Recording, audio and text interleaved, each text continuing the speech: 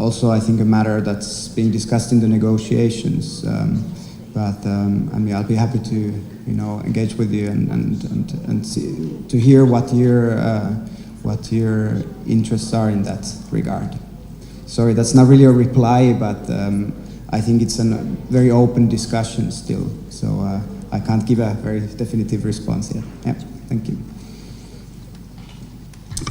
Thank you, Claudio, and thank you, Matti. It's a very smart answer, I have to admit. You send it over to the floor. But I do agree with you. I mean, the workshop really, for us, it's a kind of a learning process for all of us. This topic, it's quite new, and we're all kind of exploring it. So I think it's a collective learning process and sharing of experience. And it shouldn't be really conducted in a manner like presenters and audience or listeners. It's really should be interactive. So if we have reflection from the floor, how the adaptation component would relate or would link to the global goal, I think this would enrich the discussion as well. I have a request for the floor here, and then from Mina, please. Can we have the mic? Here.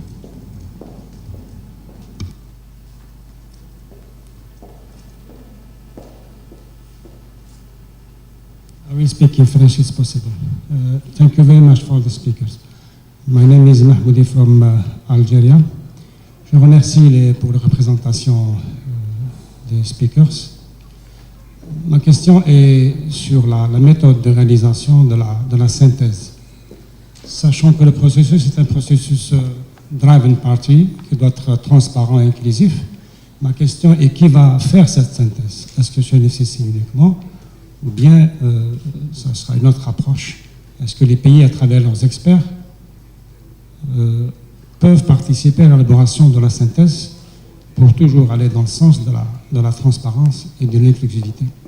Merci. Merci pour votre question. I give now the floor to Mina.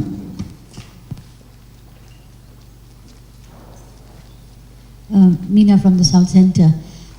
Thank you for the presentation, and I know that this is really the initial steps that the process of the INDC. But what if the developing countries have a finance request? I'm sorry I didn't catch the French question, so I'm not sure whether it's related. What if an INDC has a request for finance or technology transfer in relation to what developing countries need to do in relation to their mitigation and adaptation contribution? How would you take that into account? I know this is very brilliant, but I did not hear that, so I'd just like to have a clarification about that aspect. Thank you for those questions. Claudio, would you like to start? Yes. I don't know if I couldn't hear very well the question from Algeria, but I think he was referring about the process of consideration of INDCs in Paris. I don't have an answer for that because unfortunately the COP did not agree on any sorts of process.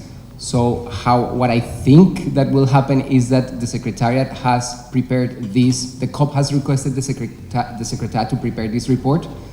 This report will be presented to the COP in an agenda item. We haven't yet decided that the agenda is yet being discussed, so how this report is going to be considered, for sure is going to be part of the documentation that parties will consider when they meet in COP together with other pieces of information. You will see in my next presentation that the INDCs are one part and the agreement is another part. So still the presidency, maybe Nicolas can give a little bit of information. I'm putting you on the spot, but I think that you have better information than I do. So when this is decided, then parties will be receiving this information and have a debate about it. I do not foresee, and this is something that it's clear, is that there is no appetite, at least at this stage, to assess each and every individual INDC. what was appetite for, and this is why the mandate to the Secretariat was possible. There is an appetite to discuss the aggregate effect. So I assume that the COP will be not discussing individual things, it will be discussing that information that is received from the Secretariat. Some parties will like it, some others won't, but what the results of those conversations will proceed, those conversations will proceed with accordance with the rules of procedure, transparency, participation, and only then we will know what will come out of this. As regards, and I don't know, I hope that I have answered the question. It's difficult because there's no clarity on the, as I said, the main is not, there's no clarity on process, so it will be more through the agenda. As regards the finance, the approach that we have taken, and this is something that was done as well in the past, and is that some countries have indicated different levels of mitigation depending on different levels of support they receive. We hope that those that are going that route are able to do that instead of putting a figure and not being able to refer to specific levels, because some countries have in the past have just given an explanation of how much resources they receive, but they don't relate to how much emissions they would be achieving with those. So we hope that we could separate this and be able to produce different numbers with different conditionalities. And if you look at it in the GAP report, they're able to present ranges in the paper depending on whether the conditionalities are met or not. Thank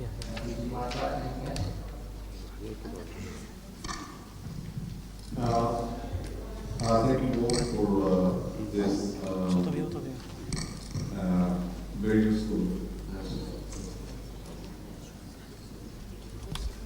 Yeah, Nicola is coming next, but actually Claudio is really insisting that you contribute on that. I don't know if you would like to react to it now or when you come to your presentation.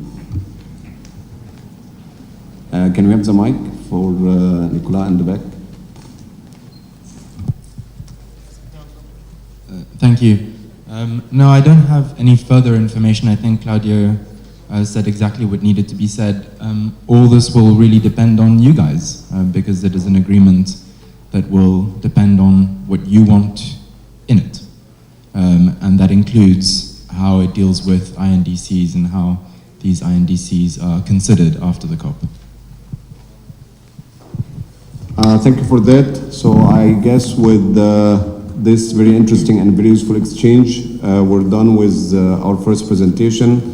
And I would like to ask you to give a round of applause to the two presenters, Claudio and Mati. I think they really did a very good job in framing the discussion at the beginning.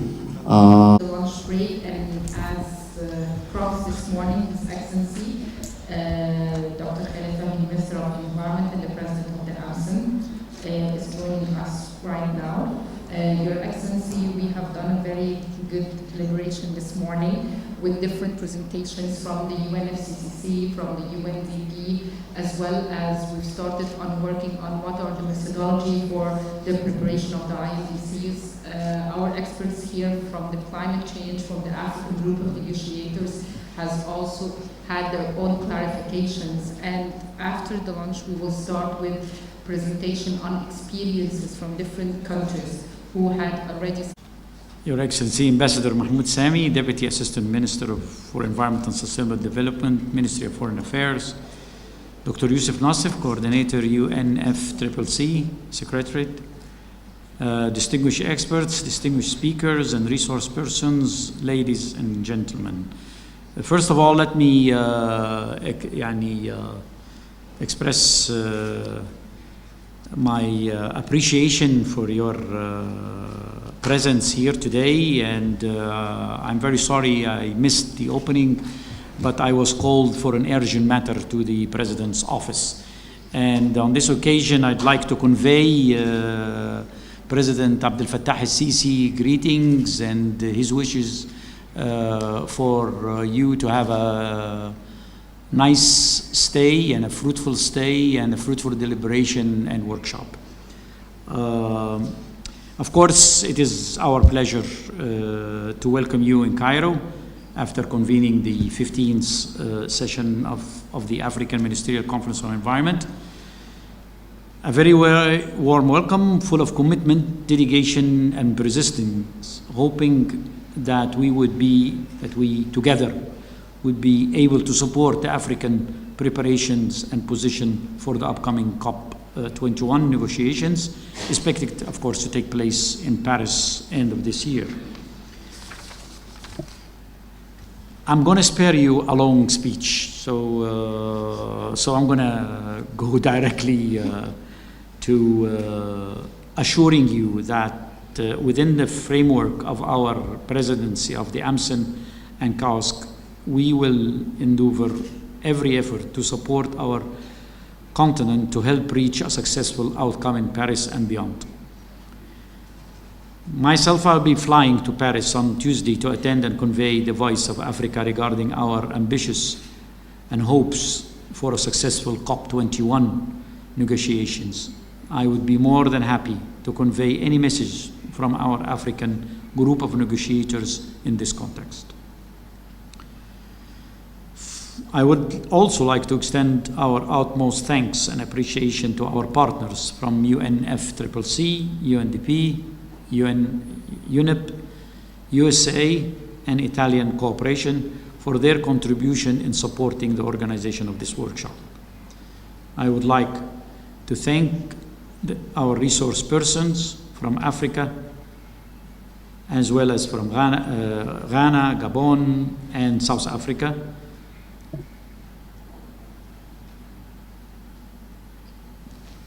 I hope I just don't forget anybody. As well as our resource person from France and the African group of negotiators.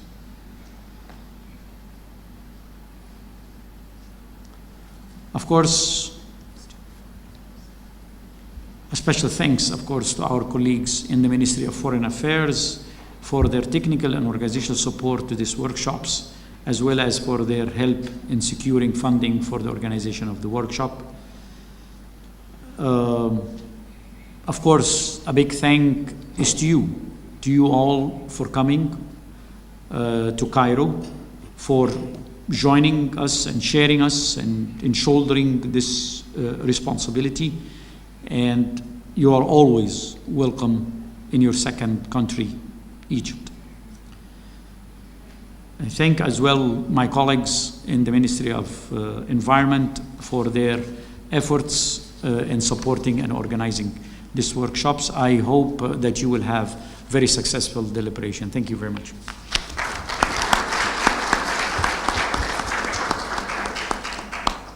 Thank you very much, Your Excellency.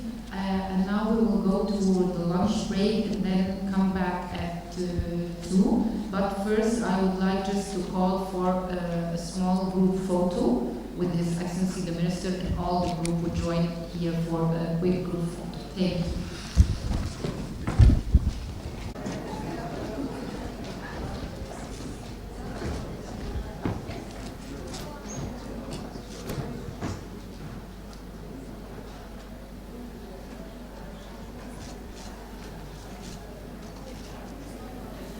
Let me just seize this opportunity.